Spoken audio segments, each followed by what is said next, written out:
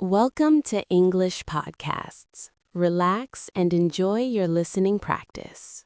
She used to believe that exhaustion was simply part of who she was. Every morning began the same way. Heavy eyes, a slow mind, a body that felt like it was carrying more than just its own weight. She would sit there in silence, watching the world move faster than she could follow, wondering if something inside her was broken, or if this was just how life was meant to feel. And then one small ritual began to change everything. A cup, warm, bitter, alive with something she could not yet explain.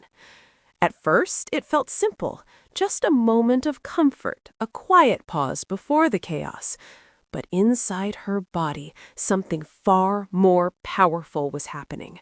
The fog began to lift, not by accident, but by design.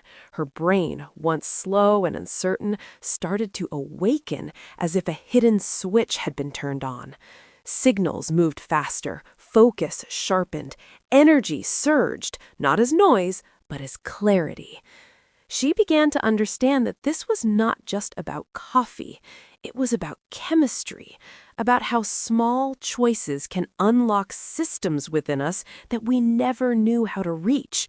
The caffeine was not creating strength, it was revealing it, blocking fatigue, amplifying alertness, pushing her beyond the limits she had quietly accepted for years. But the real shift did not happen in her body. It happened in her mind, because once she felt what it meant to be awake, not just physically, but mentally, she could no longer return to the version of herself that settled for less. She started asking harder questions. She began moving with intention. She stopped waiting for energy to arrive and started creating it, moment by moment, decision by decision. The struggle had not disappeared.